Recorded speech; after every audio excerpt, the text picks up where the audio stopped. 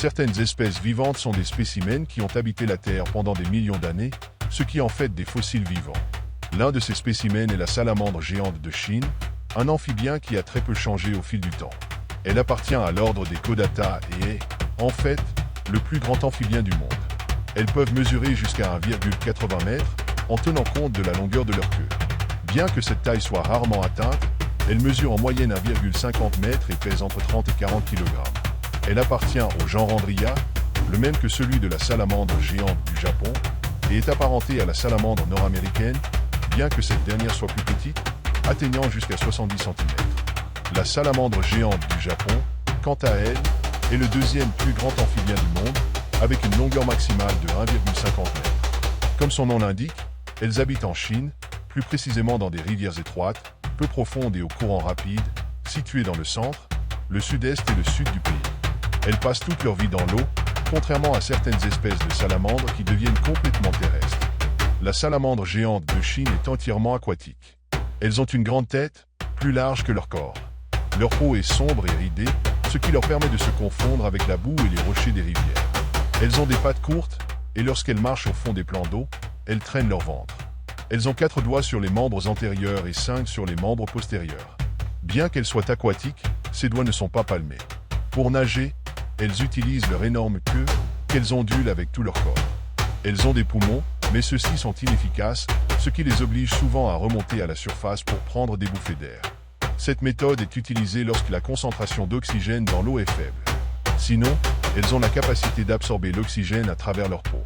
Leurs yeux sont petits et peu fonctionnels, avec une vision très faible, mais elles compensent cette déficience par des nœuds sensoriels qui leur permettent de détecter leur proie. Ces nœuds s'étendent de leur tête à leur queue et leur permettent de détecter les mouvements de leur proie.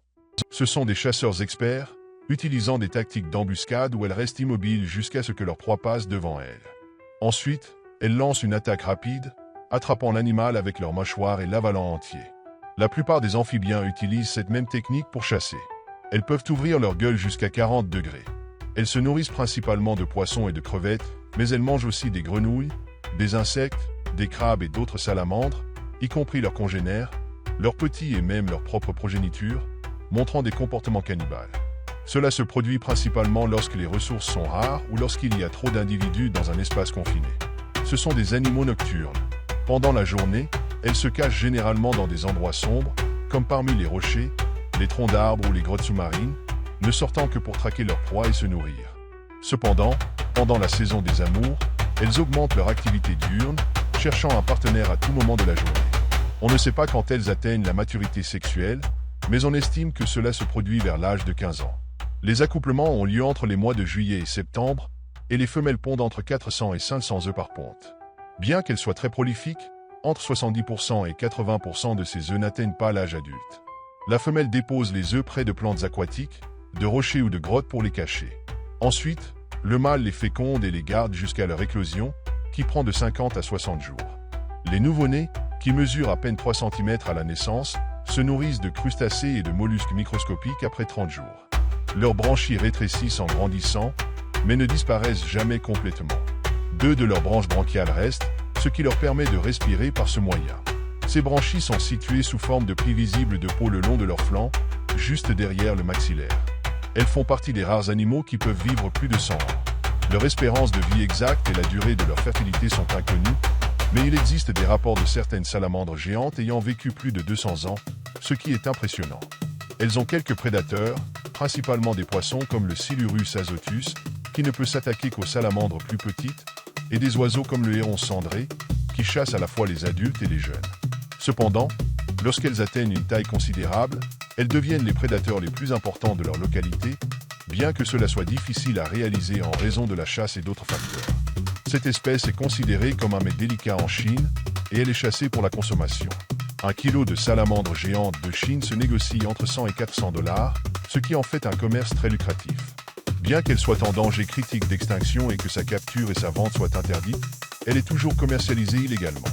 Les autorités ne font pas grand-chose pour y remédier, car les amendes pour la commercialisation de cette viande ne dépassent pas 6 $, ce qui, au lieu de décourager la pratique, l'encourage. En plus de la chasse, l'urbanisation de leur habitat est un autre problème grave.